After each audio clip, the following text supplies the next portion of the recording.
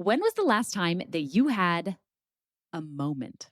Not a vacation, not even an afternoon off, just a moment. A moment to breathe before you react, a moment to notice what you're feeling before it spills out onto the people that you love most, a moment to choose your response instead of surviving your day on autopilot.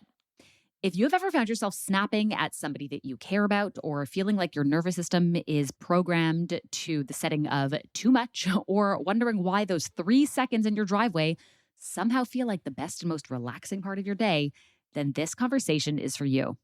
This is Two Peas on a Pod office hours, and today we're talking about why we all need a moment and how finding one can change the way we show up for ourselves, our friends, our families, and the people that we love most.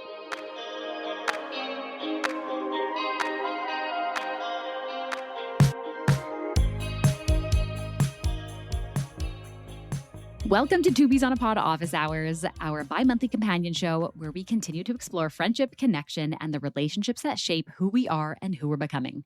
I'm Dr. Miriam Kermeyer, a clinical psychologist, friendship expert, and speaker on human connection and social support. Today's guest is someone that I have wanted to have on the show for a long time now, my friend and colleague, Dr. Cassidy Freitas.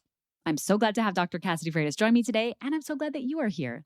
So let's get into today's conversation and spill even more stories, science, and secrets of friendship. I'm Dr. Miriam, and this is Two Peas on a Pod office hours.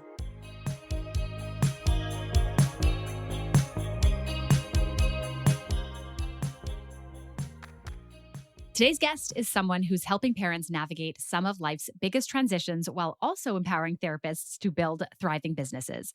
Dr. Cassidy Freitas is a licensed marriage and family therapist, author, podcaster, course creator, and mom of three. She's the founder of Dr. Cassidy Co., a California-based virtual group practice dedicated to supporting families through fertility, pregnancy, postpartum, and the early years of parenting.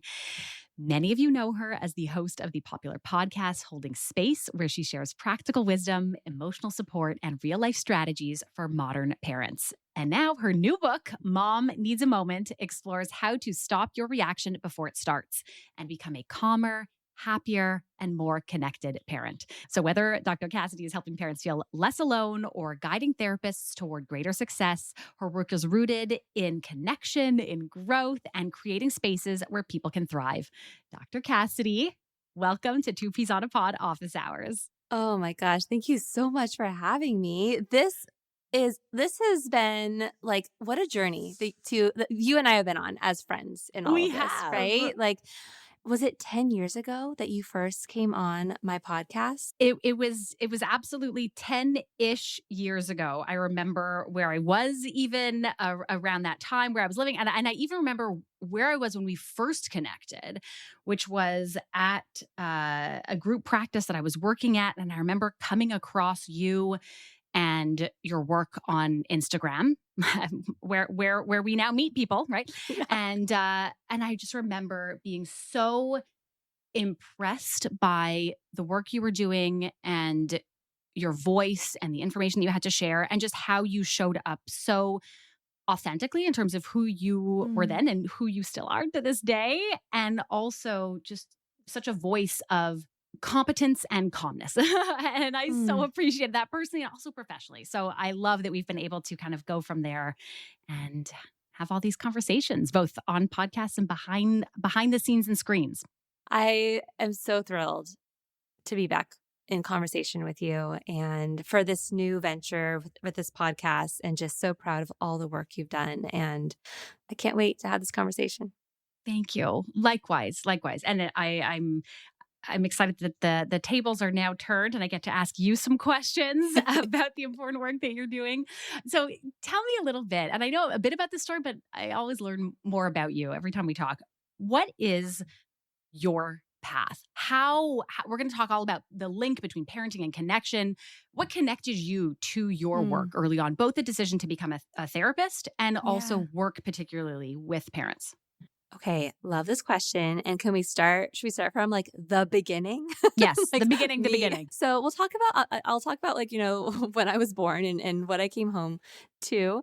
But also to name that really the beginning starts before that, right? Like when we're talking about, gosh, the triggers, like getting our kid out the door and like finding ourselves feeling so triggered by their like fighting us and their resistance and their determination to change their outfit again, or that we're running late and we have that physiological body response.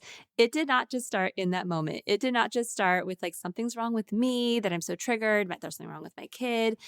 It's old stuff that actually didn't just start with us too. I really believe it's these generational family cycles, these things that get passed down. And in a moment of stress, our body will take the more familiar path. And the more familiar path is oftentimes something that is old, before that moment. Okay, so I was born August 23rd, 1985, a Virgo over here. And my dad had a sign made that I came home to as a newborn. It's such a meaningful family story. But he had a sign made that said, "Welcome home, future first woman president, Cassidy June Espana Riley." Riley's my maiden name. And, like so cool and so meaningful. And also, I think speaks to from a very early age, I gathered the sense that one, my parents believed I could do anything, literally reach the highest office. But I think also two, a sense of some pressure to achieve. And that has context around it, right? My mom is a Hispanic woman who is now a judge. And in order to get there, in order to survive the white male dominated spaces that she was showing up in, she believed she had to be perfect. And I know from some more vulnerable conversations I've had with her that she also still lives with imposter syndrome because of all of that, because of that context, right? My dad grew up poor and, finances were always really insecure. And in order to find safety, that came through academic achievement, right? That's how he was only going to be able to go to college if he got a scholarship. And that's how he found security. So we bring these two people together, and I'm their firstborn. And so the eldest daughter. And there was some intensity around achievement and some modeling of perfectionism, right? I was either supposed to, be a lawyer or a doctor. I think that was kind of the expectation. So I was pre med at first, but I remember being in the room for a C-section of triplets and being sitting in the corner, being like, I don't want to be in this room right now, but really loving talking to the families after Mhm. the belly birth of triplets. That's a good And litmus test. They should do that day one of med school. Is this totally, really something you'd like to do? yeah, I was like, I'm not enjoying the smells in this room. Like, I need to not be in here. But also loved talking to the families Mhm. afterwards. But I made the switch at that point to go into psychology and decided to go into marriage and family therapy. And I got pregnant with my first. My husband and I are high school sweethearts, and we got married fairly young. I was so excited to be a mom, like, wanted to be a mom my entire life. We got pregnant with our first, and I was a young therapist at the time, working towards my hours. I knew about postpartum depression, and I really went in feeling like I am going to achieve this. Like, this is the ultimate project, right? Like, Mhm. I am going, I think back, I think really as like, I'm going to be a straight A mom. I developed a birth plan that, when I look back on it was pretty rigid around what I really wanted the birth to look like. It felt like my first job as a mom. And I put all of this in quotes, right? I want it to be natural, meaning unmedicated. I definitely did not want a C-section. I did not want a lot of intervention. And I hired a doula who kind of aligned with those ideals. And she had a track record of like she had never had a C-section on her watch, right? Uh, and I go into labor and shit hits the fan, right? Like, Mhm. there's so much I could not control that I had gripped on so tightly to desiring for this experience. And it ended up being traumatic. An element of that traumatic experience was actually the look on the doula's face when I had been pushing for like 2.5 hours, and they were recommending some intervention at that point. And I just said, like, I couldn't even open my eyes. I was so exhausted. And I was like, just take her out. And I like flutter my eyes open. And the first thing see is her face. And the Mm. look, that how I interpreted it was like shame and disappointment. She left at that point when they were wheeling me away. And I just remember again the smells, the bright lights, how cold it was. And it was very traumatic. I remember they took her out, my oldest, and my husband, my eyes were closed. I couldn't even open them. My husband was like, she's here. Look at her. And I turned my head away from her Mhm. and him. And I couldn't open my eyes. And that that was my entryway into motherhood, which was this gripping so tightly for this desire for this one outcome. And perfectionism and anxiety at the helm kept me from being able to be present in the moment. And then that followed me into motherhood for a period of time. I, no time to process that, right? Like Mhm. into, okay, now my feeding journey, this will be something that I can control. Sleep will be something I can try to control. Writing out all of the lesson plans for you, for Yeah, yourself and for your family, and the expectation exactly. that things will unfold the way that you expect, as long as you put in the work, as long as you do exactly what you've Exactly. done in every other area of your life up until Yeah, then. Yeah. exactly. So it took me time to finally open up to someone and Mhm. to eventually get support in the diagnosis of postpartum anxiety. My husband was struggling as well, postpartum depression.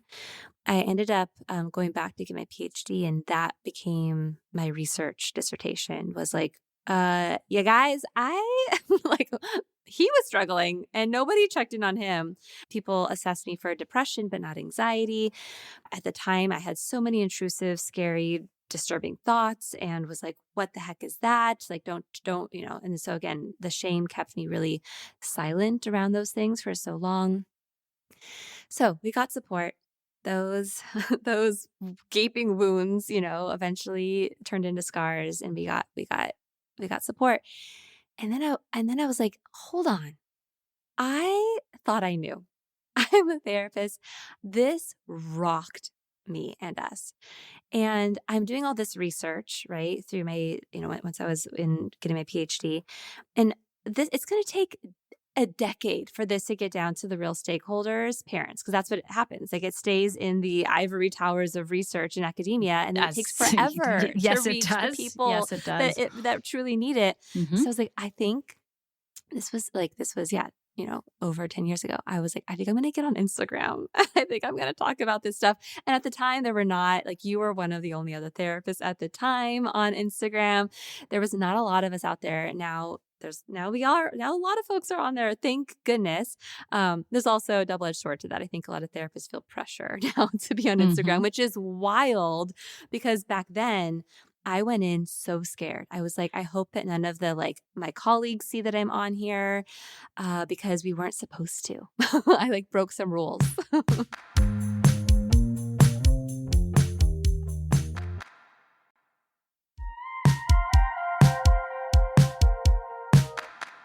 I have Yeah. a story that I want to share with you about this very thing that I actually told my team right before we hopped on our call today, Yeah. when they were asking how did you meet Cassidy, and what's the history of your connection. And I shared essentially what we alluded to earlier, that we met online on Instagram, and that I was a I fan of your swiped work and right. inspired by right. Yeah. Yeah, I absolutely swiped right. I slid into your DMs. I have no doubt. What I didn't share though with you was the relief that I felt about meeting you and seeing you online, because at that time, I too was struggling with my own decision of how do I really want to show up online, or what are my motivations for doing so. And most of it was honestly rooted in wanting to be in this space of knowledge translation and transfer, and making this information accessible. And if I'm doing all this work and research and writing, I want people to be able to access it and to use it. And also, I want to be able to connect with other people online, other therapists, and other people who are likewise passionate about friendship. And You want I to make some friends? shocking, You right? I but wow. but in fact, this was shocking to so many people. And I'm thinking here, I'm not going to call anyone out by name, but there were a number of people in my department at the time, because I was just finishing up my graduate studies, who explicitly told me in no uncertain terms, the optics of this are not good. do not do this. Yeah. We do not support this. Hmm. We do not condone this. We actually want to bury this. And we think that you are going to ruin your career. And Yes. I have so many thoughts about this. I mean, this could be a whole conversation, and maybe let's have that conversation on or off the Yeah. podcast, right? But I remember thinking at the time, and especially so now, you don't get to decide what my career looks like. Mm. And Hmm. also, I am so much more than just my career as well. Hmm. And I remember feeling like I don't feel necessarily, certainly don't feel supported, but also don't feel seen for what's happening here. And I Yeah. think that part of that was, again, the unknown, the uncertainty. Is this the ethical thing to do? But I think you were such a good example of somebody who was doing it so intentionally and ethically. And so in a lot of ways, you were like a parasocial mentor for me of and that permission slip of, okay, you can do this because here's an example of somebody who is doing it in such a real and beautiful and Mm. helpful way. And so I kind of want to say thank you. And I think that you showing up and the storytelling that you do, I think a lot of people feel that same gratitude for you. Thank you for sharing that. I had like little goosebumps because I'm just also reflecting back as you were talking about the folks who's told you the optics aren't good here. Like, we don't like this. This is going to not be good for your career. And it's so interesting because I think in the beginning I was like advocating for like we get to show up and take up space here. And now I'm like, also you don't have to You- show up in this space and do all these things if it's robbing you of all of your margins, which is the through line of all of my work. Miriam, yeah. like I am obsessed with space. Yeah. And social media can take away our space. Yes. Well, let's talk a little bit about this. And it's interesting. I mean, you are highlighting that through line so clearly in terms of the need for a moment, the need for space. And also part of what I'm hearing as you're talking is challenging some of the stories that we have about what it means to be good, a good Mhm. clinician, To a be good good, mother, a good friend. a good friend, exactly. And so challenging those stories that we have internalized over the years, challenging the stories that we ourselves hold that come not only from external pressure, but hopes and Mm. intentions, and things don't always turn out the way that we want them to. And so if we start off with this piece of parenthood and connection in that context, what are some of the stories that you believe we need to unlearn about what Mm. that whole experience can look like? And how can we create a little bit more space where we get to decide how we show up? Yeah. I just think that the culturally socialized concept of the selfless mother actually terrifies me. And I think that it actually makes children like nervous too. I saw my mom and my grandmother put so much around her before herself, right? And I admire them so deeply and feel so much respect. And ultimately, when my grandmother passed last year, and I saw how hard it was on my mom to balance, she's still working. She's still very much a present grandmother. My youngest, my 5-year old, wants to go over to their house every day after school, and but also caring for her parents. They both passed close to each other, and the impact that that had on her health. She was diagnosed with cancer, soon after my grandmother passed, and there were symptoms that probably she ignored, and my mom is cancer free at the moment, so she's doing really well. But it was to watch her really kill herself in the process of caretaking and made me think about my own kids. And I'm like, one day they will be taking care of me in so many ways. And I want them to know, I want the legacy I leave to be without a doubt that they know that when mom is at that point, that even if she can't verbalize this to me, that they know without a doubt that mom would want me to be taking space for myself, to be honoring my needs as it relates to time alone, to time to do things that aren't about the sad fact that my mom is aging or dying, right? That she wants me to be connected to my friendships, that she wants me to rest, that she wants me to outsource and delegate, that it doesn't always have to be me. She wants me to protect those margins because I saw her do it too. Mm. And ultimately, that's the story. Like, that's the story, is that like for all we know, who knows? I love the idea that like our souls live on and our souls come back. And I love all of that. I've been like really into exploring all that as like just meaning making lately. And I know we all make meaning in different ways. But right now we are here in this life with these children in this body, in this body that is also mortal and fragile. And we will all ultimately experience loss and death, those of those we love, of ourselves. And I think that anxiety has this job to keep us alive and keep those that we love alive. Like that's its job. It's like ultimately, it's Hmm. like always looking for threats. And the Hmm. poor thing, this part of us, like has to do this job while Working also overtime while being criticized and people complaining about how annoying it is. Yes. I exactly. And it's having to carry the real fact that we will experience loss and death. Like it's like Yeah. it will lose its Yeah. mission, you know? Hmm. And so if I can have a relationship with that part of me Mm. that showed up for so many years as this rigid, also protector part, perfectionism, need to achieve, to be lovable, and all the ways in which that translated into then parenthood, if I can develop a new relationship with that part of me that allows me to let that part go in the back seat and take a nap, and like Yes. be in the driver's seat myself to make decisions that allow me to be present, connected, human, messy, like that, the gift that that can offer my kids, that's the legacy I want to leave behind. Yeah.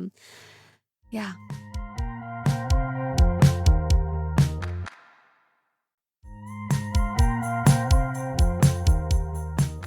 I want to talk about taking space for a moment in two different ways. So you kind of alluded to this earlier in terms of taking space to invest in other areas of your life, in terms of investing in friendships and passions and hobbies. But there's also the more micro moments when we are feeling activated, when we're in a situation that's challenging or triggering, even. Hmm. And you talk a lot about the role of emotion regulation in those Hmm. moments. And I know that this is something that your new book focuses on quite a bit in terms of Hmm. how do we sit in those moments? How do we take those moments? How do we recognize that we are in need of a moment? Mm. And I want to take a closer look now and take a moment to talk a little bit about this. So, for anyone tuning in who's listening, can you help us understand a little bit about what is going on in those moments, what we can Mm. find challenging, and what role emotion regulation plays? Yeah. So as human beings, we have nervous systems, and our nervous system connected to, receiving data from the emotions that we're having, like anxiety or anger or sadness, is always looking to figure out, how do I respond to what's happening around me, right? And we will oftentimes, especially in a moment of stress, our bodies will take the most familiar pathway, right? And so if I grew up feeling like, when I have big emotions, that makes the people around me not want to be around me, right? Or the world around me was so chaotic that I had to learn to like be always put together and held together. Or gosh, everything around me was always so loud that in order for me to be heard, I had to get even louder, right? There's so many different Hmm. things and ways that we learn how to survive when we're little. And that's our job when we're young, right? That's attachment, is we have to figure out, Yeah. I rely on these people around me to keep me alive, for like shelter, safety, food, all the things. So I need to figure out how to keep them close to me and how to like, maintain that sort of connection. And oftentimes a child will not realize that's actually about them, the parent. Like Hmm. what's up with that stuff? What they can control is themselves. So that's what they will look to control. Right. And to Right. make sense of things, to explain And it. to Oh, make if sense things of feel chaotic things. out there, what am I doing to cause that chaos? Yeah. Hmm. Right. If I'm not Exactly. being heard, what is it that I'm doing incorrectly that's not letting Yeah. people understand what I need? Hmm. Exactly. And when we become parents, and one of the reasons I love working with parents so much is that it's such a vulnerable experience, because now we have this little human coming into the world that hasn't learned all that stuff yet, like, so they come out and they let out their emotions. They feel all the things. They're not afraid to, let it out, right? And so if we've learned that letting this out is unsafe, then oftentimes we can, in those moments, the most familiar path that our nervous system will take is how to shut this down, right? Or Yeah. how to manage this. And I share a story in the book where, I'm like I'm like on my phone trying to get some email out, even though I promised myself that I wouldn't check emails when the kids are during these particular hours of the day. But and again, I think I'm just trying to chase presence in the moment. If I just get this done, then I can actually be present, right? So I'm on my phone, trying to finish an email. My son comes in with like a chocolate popsicle. It's like, 5 o'clock. And he's like, "Can I have this? It's already open." And I'm like, "Dude, no, like we can't like have a chocolate popsicle right now. Like dad's gonna be home with dinner any minute." Right. And he's like, "Oh," like, he goes and like in the kitchen. And then I like follow him in the kitchen and we just get into it with each other, right? Like I snap at him. I say something like, because he's whining, complaining, I say something like, "Dude, it gets harder than this." Because I've learned, my little nervous system has learned that like it can get harder than this. And you have to shut this shit down if you want to survive in the world, right? Mhm. Like if you want people to stay near you and close to you, like you can't have these big emotional outbursts, which he had had. And he looks at me and his eyes get big because I yell at him, right? He throws the popsicle in the trash and he's like, "You know what? You'll be saying the S word soon." And of course now my eyes get big and he's like, "You'll be saying sorry." And he stomps off into his room. And then, of course, then at that moment, I probably said something like, like, "Oh, shit," and like, which is what the S word I thought he That was going to that's say. My 5-year-old's right there. I'm like hoping she didn't hear. She for sure heard. She definitely did. she runs off going shit, shit, shit, shit, Yeah, shit. that's Yeah. one of her favorite words, actually. Let's be so real. Anyway, so I go off into my room because I'm just feeling so dysregulated. I feel like shit. I feel shame. I feel like what's wrong with me? Why do I just keep handling these moments where I'm so reactive? And I'm obsessed with postpartum rage and maternal rage for a reason, you guys. Like I know everyone's like, "Your voice is so soft." We study we Yeah. study what we know. 1000%. I snap in my nervous system. Right. There's fight, flight, freeze, fawn, flock responses. Yeah. My fight response is an easily triggered one. Mhm. So I react big or I kind of shut down. Right. Or I'll like, flock to my phone looking for some connection, ending up Yes. leaving and just feeling like more comparison. Right. So, and this might look like, oh, she's taking space, but that in that moment, I'm just like in a shame spiral, right? But what I recognized in that moment, which like, really reflected a lot of the other work I had done, as I'm feeling shitty about it. He's in his room, like tossing toys around, like upset. And I'm like, "Wait, hold on." In that moment, he said, "You'll be saying the S word soon." Somewhere in his body, in this moment of triggered reactivity, he had learned, and this is because him and I had done this repair work in the past. He had learned somewhere along the way that in that moment, my reactivity was not about him, Hmm. that I would come back and repair when I was ready. Let me ask you a question about this that Yeah. everyone is wondering right now. If we experience this in our relationships with our children or with our friends, what is it that we need to be doing in those moments to establish that type of repair pattern and that type of knowing? I mean, I would imagine part of it is just the repetition of those moments of repair. What else can we say to each other in those moments when we are activated to communicate, this is actually on me? Yeah, right. So there's in the moment and out of the moment stuff. Like in the Mhm. moment, there's a lot of ways that we can be taking margins, right? Like between a trigger and response, we can notice that our body's reacting and just take a beat and even literally just say, hold on. Like I'm not, I need to take a beat. Like I am feeling dysregulated. Like or mom needs a moment, Mhm. Mhm. like, Then you gave us the or script right there. literally, or just being like, "You know what? Hold on." I say, hold on a lot, right? And I put my like I if you're listening to this and you can't see me, I'm putting my hand on my chest. Like this is like literally a signal now to like my kids, to my husband, where I'm just like, hold on, I caught myself. Like, so there's a lot of in the moment stuff that we can do, but let us not minimize outside the moment, after the moment, because you're human. You will react. You will yell at your husband, your kids, your Hmm. dog, your, right? Like get super reactive, feel triggered by a friendship situation outside the moment.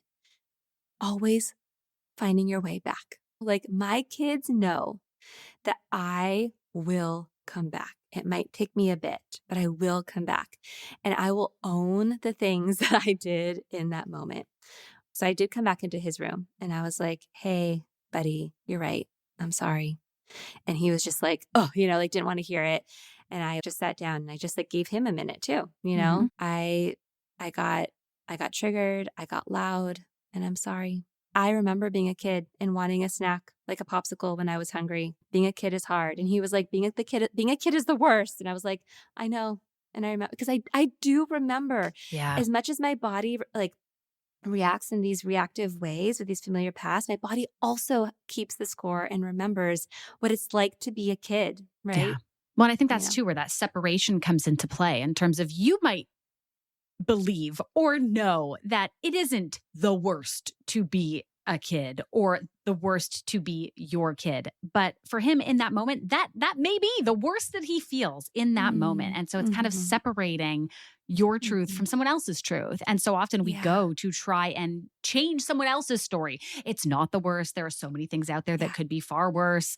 Here are the reasons why. What are some of your favorite things to do Yes, to regulate, to be able to do that type of reframing or curious thinking? Because what yes. happens is we expect ourselves to be able to do that in the moment when we are activated at a 10 on 10, and that is not the time to try and see things differently, right? That's the equivalent of telling someone else to calm down when they're angry, which of course Yeah, does not work. So it really is about carving out that space between stimulus and response, like you said. So what does that yes. margin piece look like for you? A lot of different ways in which margins can look. It can literally just be I'm putting again my hand on my chest, that like beat, that breath that we take when we notice that we're triggered before we respond, right? Just for our nervous system to have a little bit of regulation in that. Cause like there's certain types of breathing, we talk about it in the book, that really actually turn the dial down.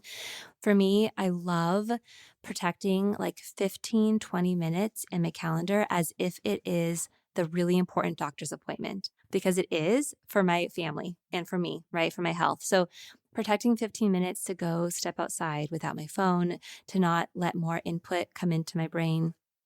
I love laying down with one of my pets, like on my chest. And I love sitting in my driveway before I walk in the door, right? Without a podcast, without sending a voice note. I love voice notes to friends, but just sitting in the car for like 10 minutes before I walk in the door to just let my brain process everything it's experienced without having to take in more information. The driveway really is one of the most precious places, isn't Yes, I love it? it. I love Some of, it. as you said, the best conversations happen there, and some of the best just moments of feeling centered. Yeah. Speaking about driveways and moments of conversation and connection in one's driveway, I want to talk a little bit about how we connect with some of our favorite people. And I know that Mm, you and I have had some really lovely conversations on your podcast, Holding Space, but the intersection of friendships and parenting and parenthood. And so I'm excited to get into that with you here now on Two Peas on a Pod. I am wondering a little bit about the relationship between connection and friendship and regulation. Is there mm. anything that you have come across in that space, not necessarily specific to friendship, but I'm thinking a lot about regulation and co-regulation for that matter. And I'm Yeah. wondering what comes up for you when you hear that. Yeah, it's so interesting. And I hope this isn't I don't think this is a departure from your question. I think it's all connected and I think it's super relevant right now. A lot of people are talking about this on social media and it's something that I've been engaging in and experiencing for a while now. But there's this speaking of the driveway, I'm like, so there, I take a lot of moments in the driveway to like literally just be in a moment of peace. But sometimes I will use a time like that to listen to or respond to by leaving voice notes. And Yes. so I've been having some really great conversations with friends lately that we leave each other like little mini podcasts. Like I'm talking Hmm. like 8 to like 12-minute long voice notes. And we're all saying how much we love this form of connection. Yeah. And it was so interesting because I just yesterday received a voice note from a friend who was going through a really difficult situation with her child and was hoping to do a few things, I think, through the voice note. Just talk through it and narrate it herself. I think that there's a few spaces in which we get to do that, like in therapy, right? Like maybe talking to a provider who's working with that child, or a friend or a partner. But with the voice note, she was able to talk through it on her time, knowing, and this is the beauty, I think, of voice notes. I think it's tricky because it's not always real time. And like there's a lot of things that are important about the real time connection. But what folks have shared with me and what I've been reflecting on myself is we're so busy that in the moment when we really need to talk through it, knowing that it's going to land in a safe space, Hmm. honoring that that person will be able to listen to it and respond in a moment in a time that works for them. In the voice note, she was dysregulated. She was feeling things about this and narrating it. And then I listened to it. I checked in first and said, like, hey, I don't want to leave you hanging. This was a really important, vulnerable share.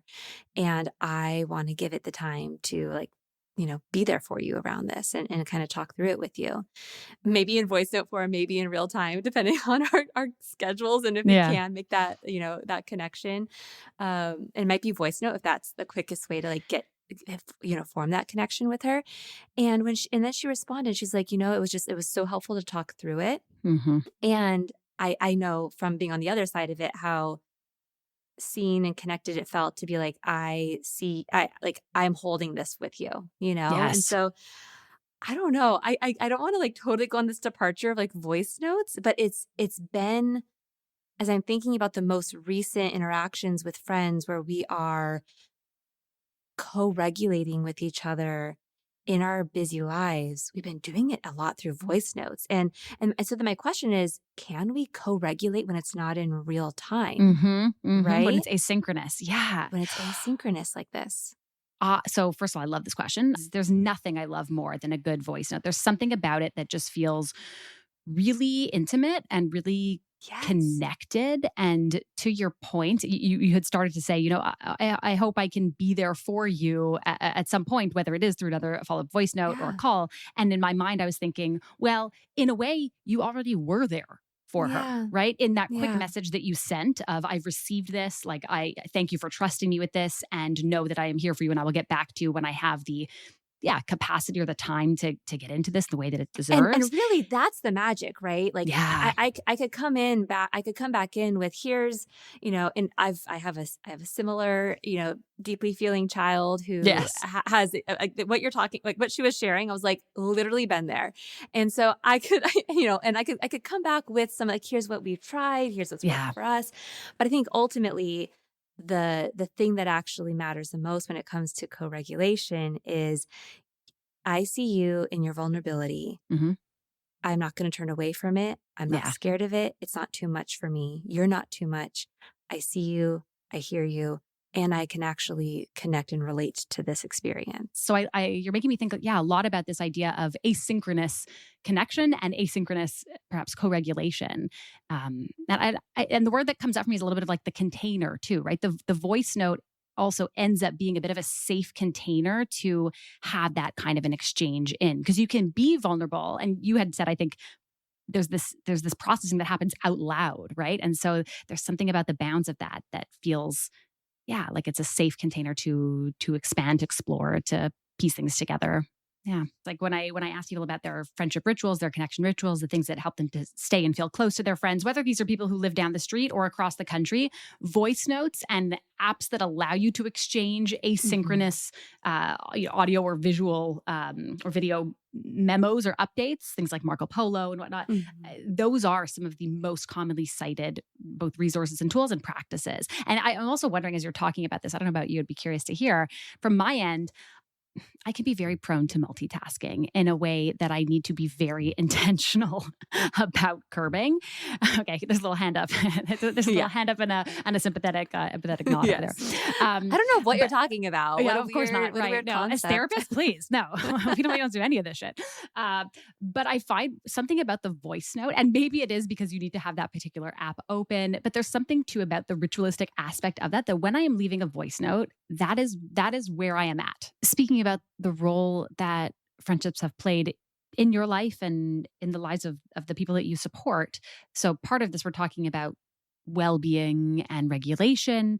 I'm also curious about the identity piece of it all. Mm. And how do you see that piece playing out in terms of the role that friendships play in helping us as parents maintain other aspects of our identity that predated parenthood, and maybe even discover new aspects of our identity?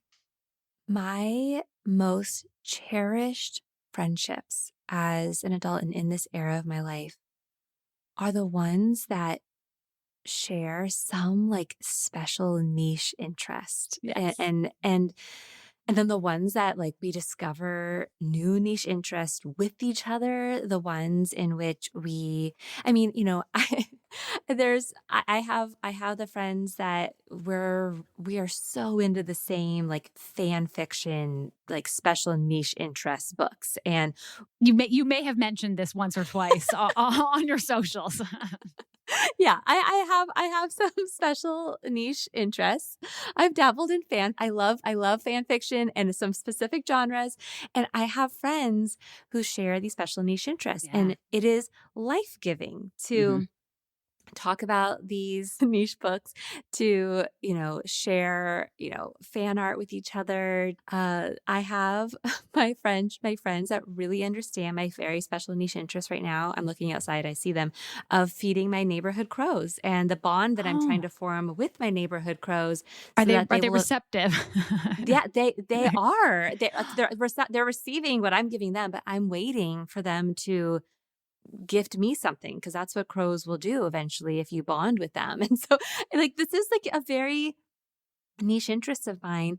And then there's the friends who have similar challenges in their partner relationship, or similar stuff going on with their kids, or their kid definitely, if their kid is in at a similar stage, and it's like I have a friend who my son was really into Pokemon cards.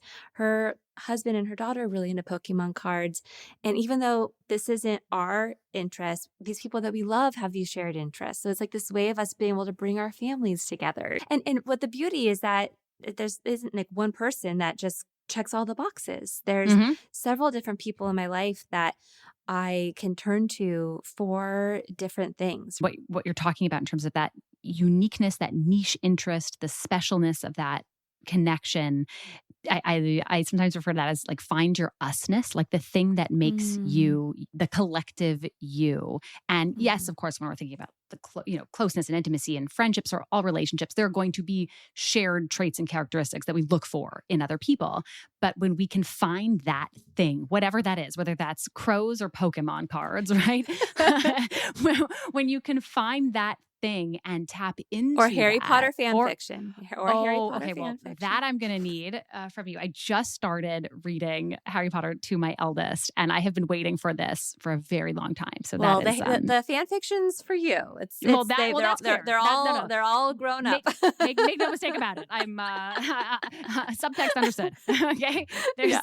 there's the Harry Potter for his bedtime and Harry Potter for my bedtime. Okay, Yep. um, but no, finding your usness in your friendships can Yeah. be so powerful because it is a very clear compass for the kinds of messages that you can exchange and the kinds of interactions that you can Yeah. have and the kinds of activities that you can extend an invite for.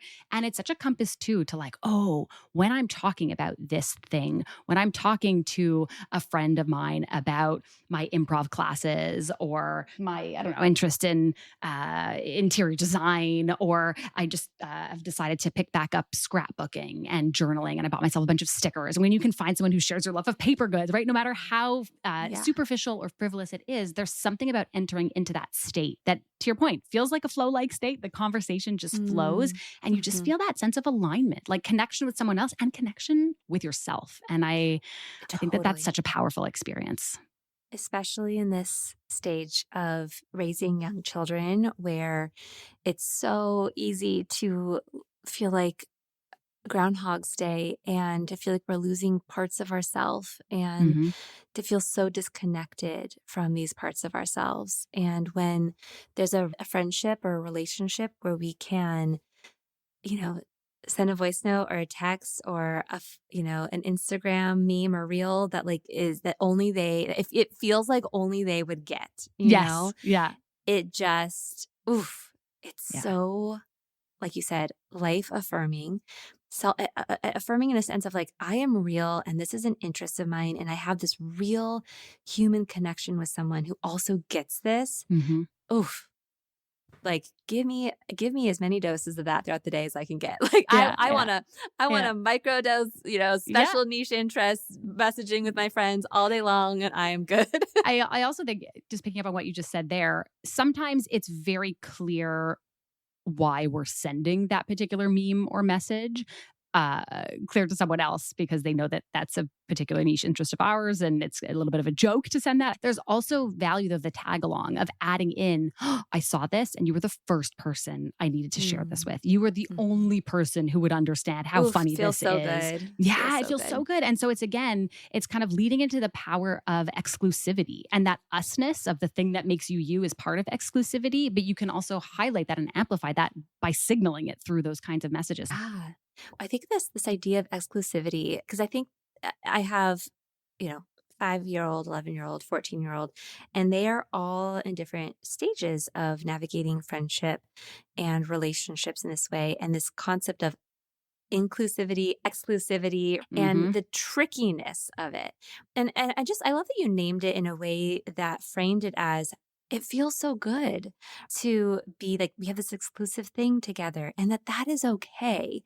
And I think that's such an important piece for me to think about as I'm navigating these conversations with my 5-year-old or my 14-year-old about inclusivity and exclusivity in relationships and in friendship groups because, hey, it's not a bad thing to Yeah. feel like you have this really special bond with one person.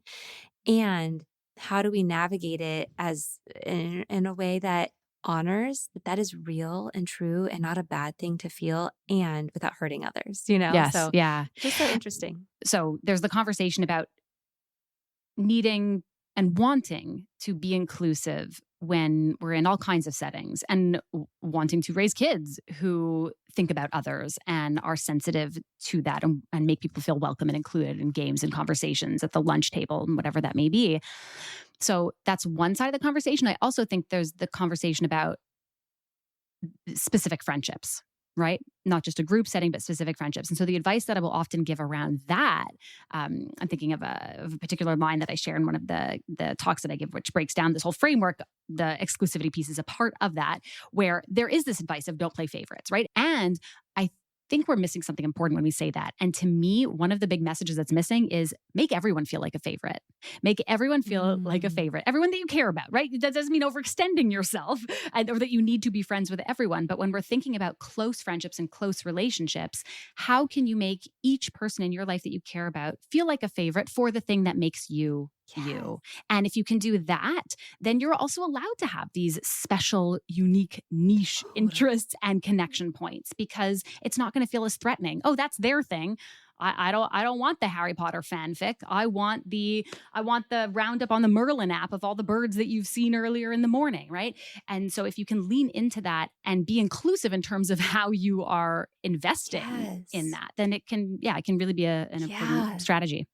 I think this is such an important piece. I feel like there's been a lot on social media lately about this idea of like toxic mom groups. And I think that and I don't know too much of the context around some of the different media that's been shared around it. I haven't dove too deep, so I don't want to speak to it directly. But I imagine that what might be coming up is this experience of being excluded Mhm. or right or exclusivity and what that feels like to not be included, right? and Yeah. and, and I think that, gosh, I have been there when I've seen, it's always Instagram stories of a group of people who've gotten together, and I thought that I was a part of the group. I thought Mhm. that we were building a friendship, and now they're together and I'm excluded from that. And I will say that a huge protective factor around one, I think it's just a normal human experience. I don't want to say like we should we should work to never feel that Mhm. feeling. Like the feeling is important data. Maybe the data is, huh, I feel icky about the way that this was handled, and maybe that's data that maybe this isn't necessarily a group that I Yep. want to highly prioritize. Maybe there's a longing because I do feel like I want to have a deeper connection with with these individuals or with somebody who's in this group, and I'm maybe now going to honor that. That's also now a priority for me, you Mm. know? But I think that what you're speaking of specifically, there's so many layers. But what can be protective is if I see some folks hanging out and I wasn't invited. And I know I have a special unique relationship with somebody in that group or several people in that group or whatever the case might be.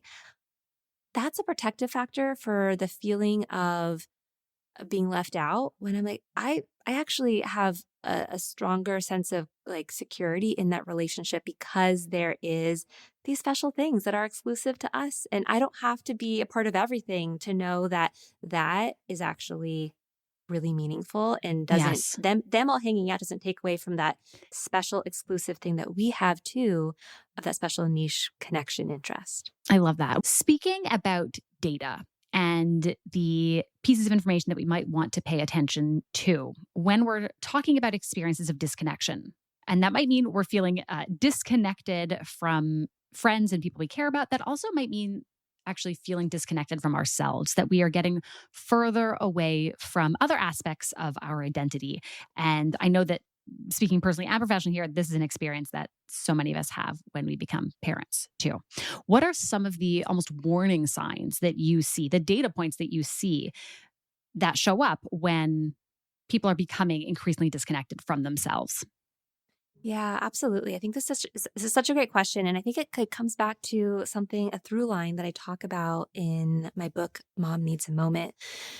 I find that in our experience, when we are constantly looking for like, what's the next thing that I can do that I have some sort of control over, right? It's sort of a crawling out of our skin, caged animal, like constantly scanning, constantly filling up all the space, feeling like we have to stay, in quotes, like productive.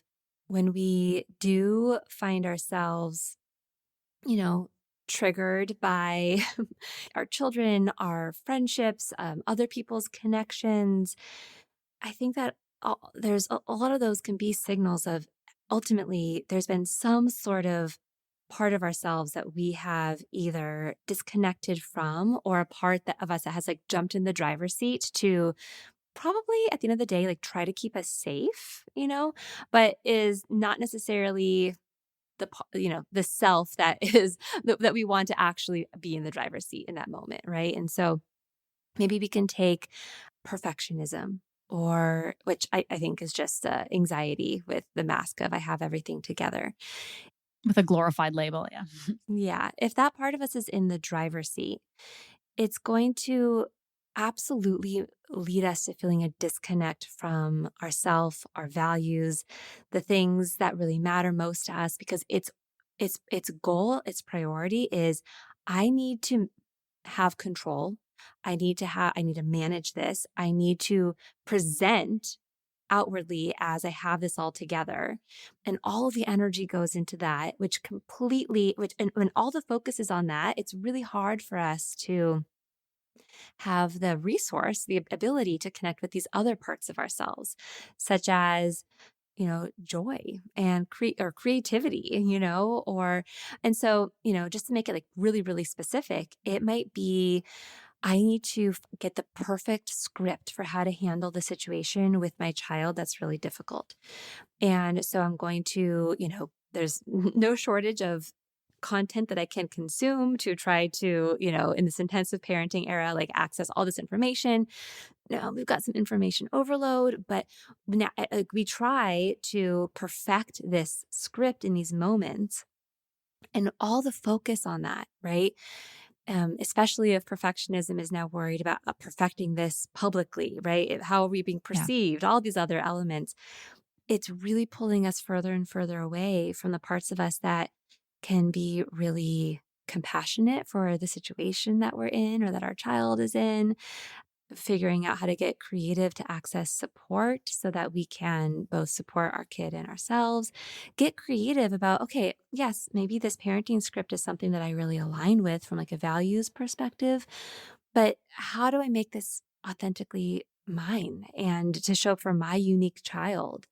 And what we need, what I talk about in the book, what I really, really thoroughly believe is that actually what we need in order to access more of that within ourselves is we need margins and we need space. Turns out, mom needs a moment is not just a thing, a flippant thing that I'm like, Give me space, leave me alone because I'm gonna lose it." There's actual, real science behind why protecting margins in our day, building a muscle where we can protect space and build a margin even between a trigger and our response in the moment, leaving margins for connection and relationships, leaving margins for myself, leaving margins for mistakes, because even the best research has to leave a margin for error because turns out perfect isn't possible. That is where the magic happens. And in the book, I talk about this from the perspective of I know parents come in saying, "Gosh, I don't want to just look back in hindsight and appreciate what's happening. I Hmm. want to be in my life, Yeah. present now with my kids and my partners, and in my own body and myself." Hmm. And so, how do I do that in this intensive parenting era, this digital age of social media and so much information coming at us, and so many opportunities for disconnect from others, Yes. and so much marketing that leads us to feel more disconnected from ourselves? How do we do this? And that's the process that I walk the reader through in the book. Well, the how do we do this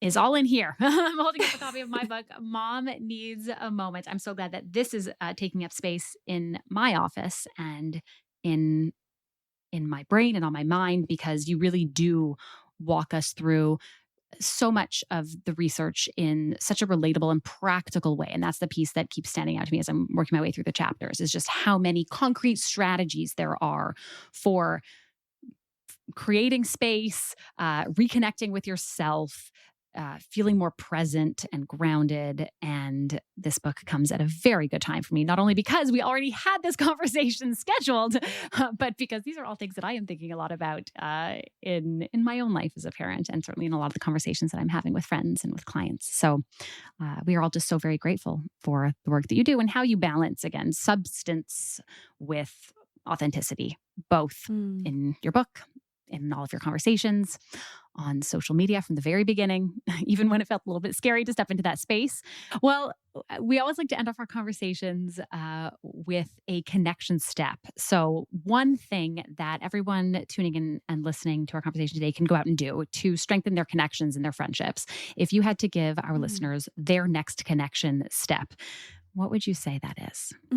Oh, okay. Well, let's go back to our voice note conversation. I want you to think about one person in your life that you share a special niche interest with, that you're like, I really, gosh, I love this person. And we maybe not don't get as much time to hang out, but I'm going to, I'm going to send them a voice note and I'm going to say, "Hey, I was thinking about you and I just wanted to send you a little mini podcast to kind of just share some things that have been going on with me. And please, by all means, send me back when in return. I miss you. I love you. Would love to hear your voice.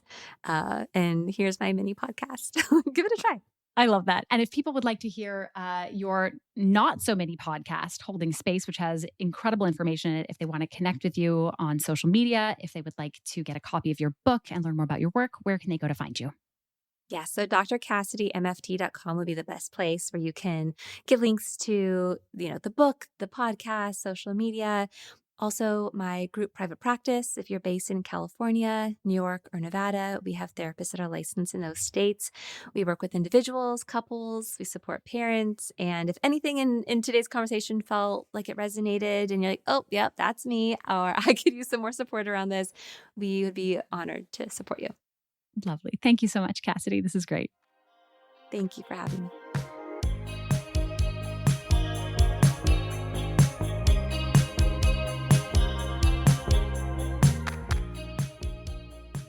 Okay, it was so wonderful to reconnect with Dr. Cassidy. Honestly, I feel like today's conversation unfolded the way that so many conversations with old friends do.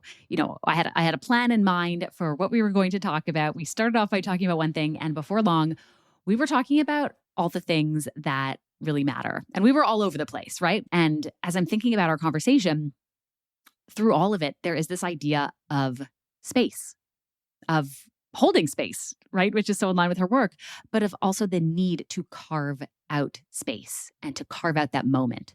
And I think that that's something that so many of us forget. We forget the value of that and we forget to actually put that into practice. And so what happens is that we wait for space to magically appear, or we wait for a moment to just declare itself.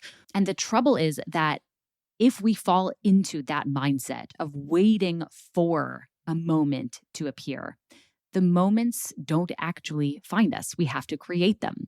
And this is something that I know to be true, not only for regulation, but also for friendship. So whether we're talking about reconnecting with ourselves and a chance to regulate, or whether we're talking about a moment to reconnect with others, one of the biggest mistakes that I see people make is that they assume that they will invest in connection later. That again, that moment, that opportunity will present itself.